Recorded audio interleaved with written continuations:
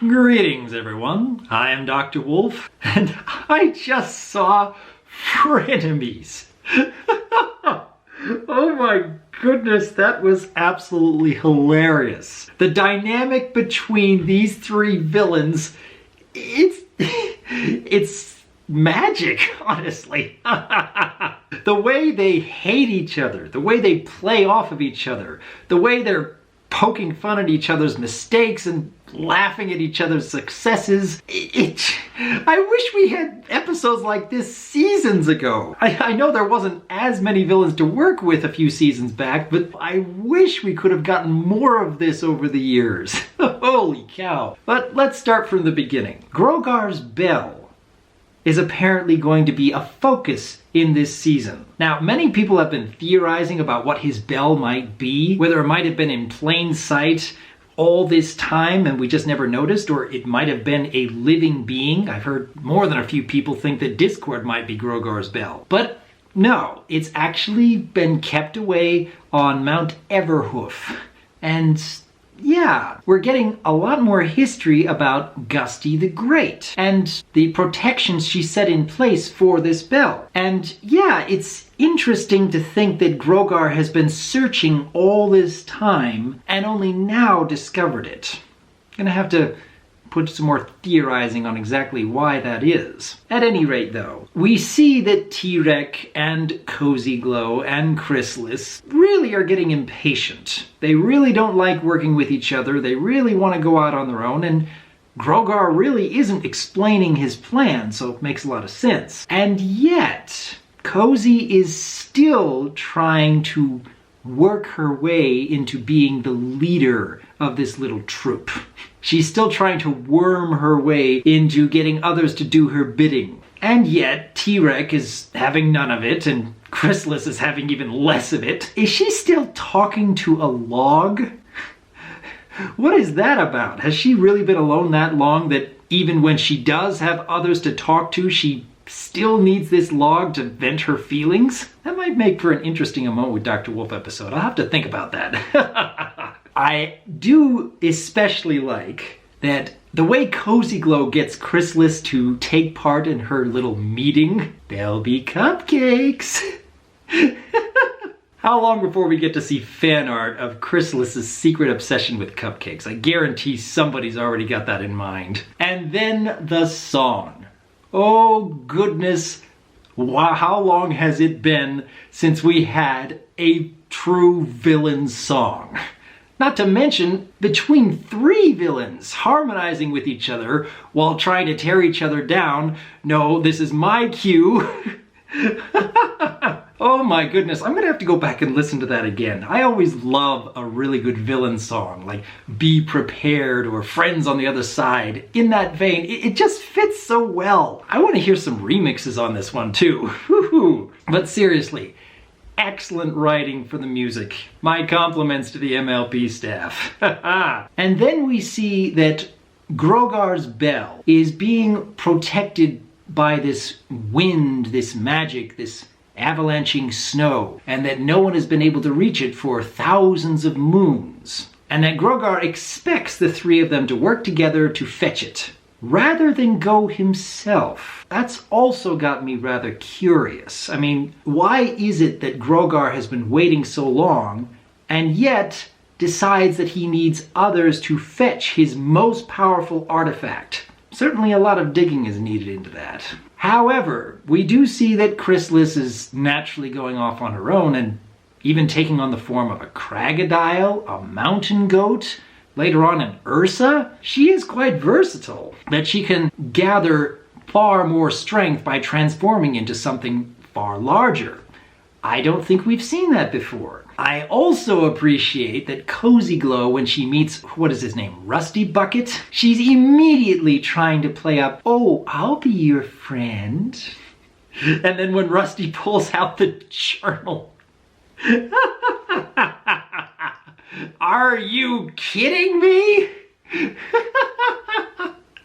It is absolutely fantastic to see Cozy Glow take on some more qualities of her inspiration, Darla Dimple from Cats Don't Dance. Oh my goodness, it works so well, especially when she's working off of the others. And that T-Rex, he actually had the right idea to begin with. Let the others go off and do the hard work and learn all there is to learn about the mountain, and then work your way up with everyone else. He can be a little manipulative. He can have a lot more foresight than the other two. And yet at the same time, Cozy is the one who ends up saving the day in the end. She suggests the idea that T-Rex absorb Chrysalis's magic, something that was actually set up early in the episode, and I never thought, oh my goodness, that is going to play a part.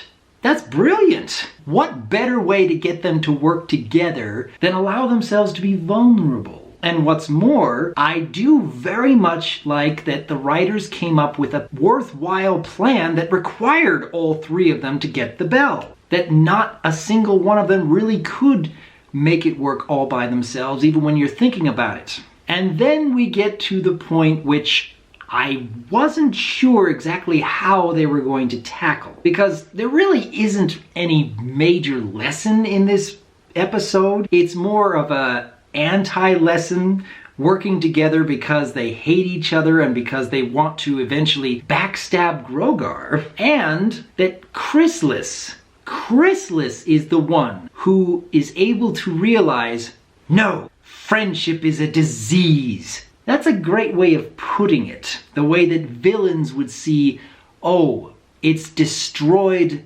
my life, my power before. I'll never trust friendship, even though it makes sense to work together. Now, when I first read the synopsis for this episode many weeks ago, I thought that it was going to be Grogar who would end up tearing down their friendship with each other. That Grogar would be the one worried about if they're getting too close, then they're not going to work for my eventual plan.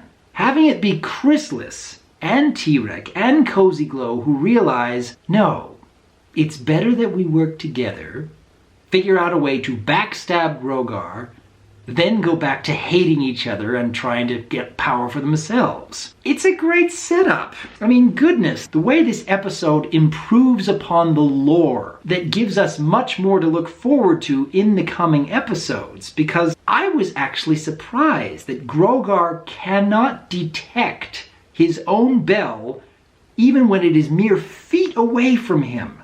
I mean, he was able to figure out exactly where it had been hiding for these thousands of moons using his little orb. And yet, what is this going to mean eventually when he finds out? Is it possible that T-Rex, Chrysalis, and Cozy Glow can figure out a way to use the bell themselves? Or is it going to turn out that Grogar is going to realize their betrayal? And yeah, we've seen exactly what he's capable of. He's able to imprison the three of them at just drop of a hat. He has immense power, and the three of them know they have no chance on their own to backstab the way Cozy Glow puts it. So it makes for a much more interesting dichotomy between these characters, knowing that they are working together behind Grogar's back, and eventually knowing they're going to betray each other once their mission is complete. I mean, that has so much story potential. Where exactly could this lead? I really want to hear your thoughts in the comments on this one. But at any rate, more than the fact that this is a fantastically interesting story, it's just hilarious.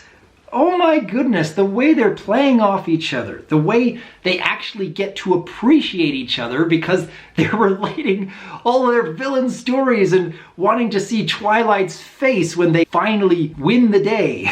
And then Chrysalis doing her impressions of Twilight. They work so well off of each other. I still wish we could have had episodes like this long ago, but it's been worth the wait. It has absolutely been worth the wait to see these three having so much fun together, and yet at the same time tearing each other down.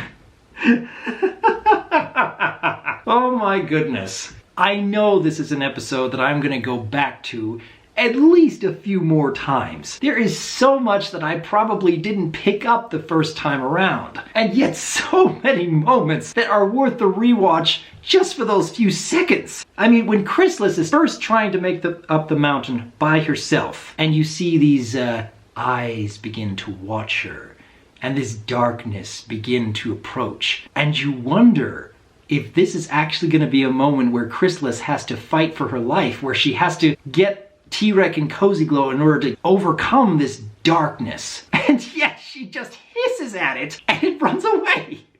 Oh, goodness. I love episodes that can go beyond my expectations, that can make me go, oh my goodness, I never saw that coming. The way Cozy Glow gets angry, because she can be both adorable and creepy when she gets angry. The way T-Rex was able to figure out, it only took me 5 minutes to realize I'm not going to get up here on my own. I'm just going to create this little lounging chair and this fire and wait for the other two come back and realize their failures and tell me exactly how to overcome problems. Bravo for that, by the way. Oh my goodness. Frenemies is absolutely fun. It builds upon the lore. It makes so much more interesting potential for future episodes because you realize they're all trying to betray each other. And yet you try and figure out exactly how they can get one up over Grogar. Could it really be that the disease of friendship, the way Chrysalis puts it, is the only way that they're going to defeat Grogar? Is that how it's going to come together in the end? I don't know. Might make a lot of sense, but is that the best way for the series to wrap up? Do we want these villains to be reformed? Or is it just much more fun to see them bickering with each other all the time? I don't know, but what do you think? Given what we've seen of Grogar's bell, exactly how long before Grogar realizes it's been right in his lair and that his 3 minions are fixing to betray him? What is that going to lead to? Let me know, because as always, I am Dr. Wolf, and I look forward to hearing from you.